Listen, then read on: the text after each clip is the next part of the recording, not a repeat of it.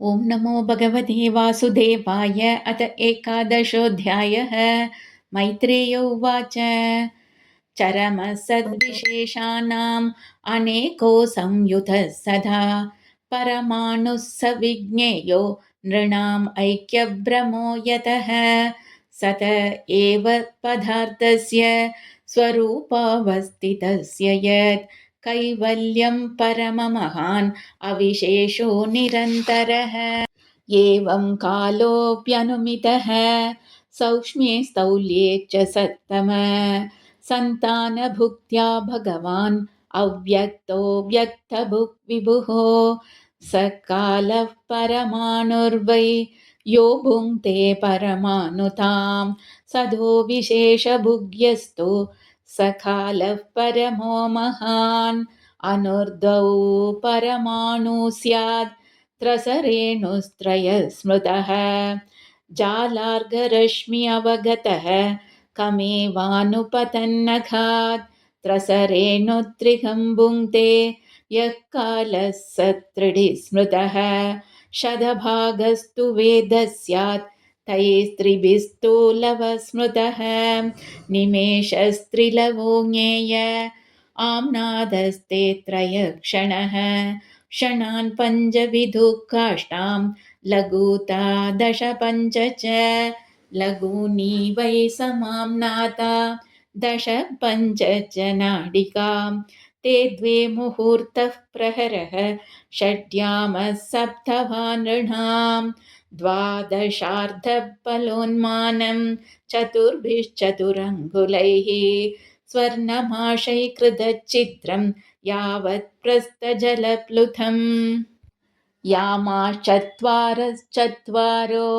मर्त्यानामहनीवुभे पक्षपञ्चदशाहानि शुक्लः कृष्णश्च मानध तयोः समुच्चयो मासः पितॄणां तदहर्निशं द्वौ ताौ ऋतुः षडयनं दक्षिणं चोत्तरं दिवि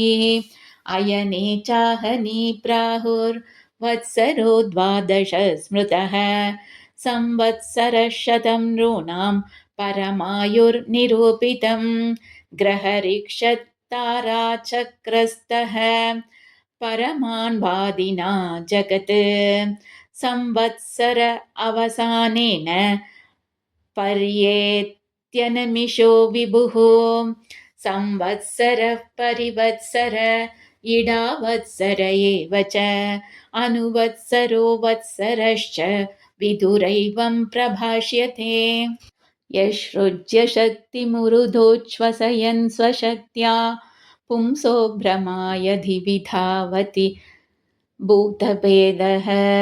कालाख्यया गुणमयं क्रतुभिर्विधन्वन् तस्मै बलिं हरत वत्सरपञ्चकाय विदुर उवाच पितृदेव मनुष्याणाम् आयुः परमिदं स्मृतं परेषां गतिमाचक्ष्व ये स्युः कल्पात् बहिर्विदः भगवान् वेदकालस्य गतिं भगवतो ननु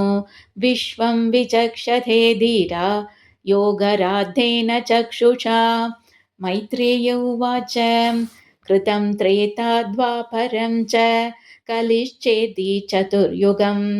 दिव्यैर्द्वादशभिर्वर्षैः सावधानं निरूपितम् सन्ध्यांशयोरन्तरेण यः कालः शतसङ्ख्ययोः तमेवाहुर्युगं तज्ञा यत्र धर्मो विधीयते धर्मः चतुष्पान् मनुजान् कृते सम्मनुवर्तते स एवान् येषु अधर्मेण व्यतिबाधेन वर्तताम् त्रिलोक्यायुगसाहस्रं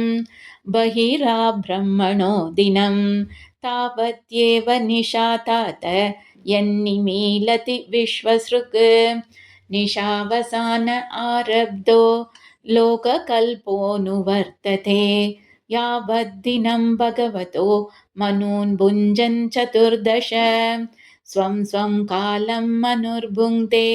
साधिकां हेगसप्ततिं मन्वन्तरेषु मनवः तद्वंश्या ऋषयः सुराः भवन्ति चैव युगपत् सुरेशाश्चानुये च तान् एष दैनन्दिनः सर्गो ब्राह्मस्त्रैलोक्यवर्तनः तिर्यङ् नृपितृदेवानां सम्भवो यत्र कर्मभिः मन्वन्तरेषु भगवान् बिभ्रत्सत्वं स्वमूर्तिभिः मन्वादिभिरिदं विश्वम् अवत्युदितपौरुषः तमो मात्राम् उपाधाय प्रतिसंवृद्धविक्रमः कालेन अनुगदाशेष आस्ते तूष्णीं दिनान्यये तमेवान्वभिधीयन्ते लोका भूरादयस्त्रयः निशायाम् अनुवृत्तायां निर्मुक्तः शशिभास्करं त्रिलोक्यां दह्यमानायां शक्त्या सङ्कर्षणानिना यान्द्युष्मणामहर्लोकात् जनं मृग्बाधयोर्धिताः तावत् त्रिभुवनं सद्यः कल्पान्तैतितसिन्धवः प्लावयन्ति उत्कटाटोप चण्डवादेरिदोर्मयः अन्धः स तस्मिन् सलिल आस्ते अनन्तासनो हरिः योगनिद्रा निमीलाक्षः स्तूयमानो जनालयैः एवं विदैरहोरात्रैर्कालगत्योपलक्षितैः अपक्षितम् इवास्यापि परमायुर्वयसधं यदर्थम् आयुषस्तस्य परार्धम् अभिधीयते पूर्वः परार्धो अपक्रान्तो ह्यपरोऽद्य प्रवर्तते पूर्वस्याधौ परार्धस्य ब्राह्मो नाम महानभूत् कल्पो यत्र भवद्ब्रह्म शब्दब्रह्मेदियं विदुः तस्यैव चान्ते कल्पोऽभूत् यं पाद्मम् अभिचक्षते यद् हरेर्नाभिसरस आसील्लोकः सरोरुहम् अयं तु कथितः कल्पो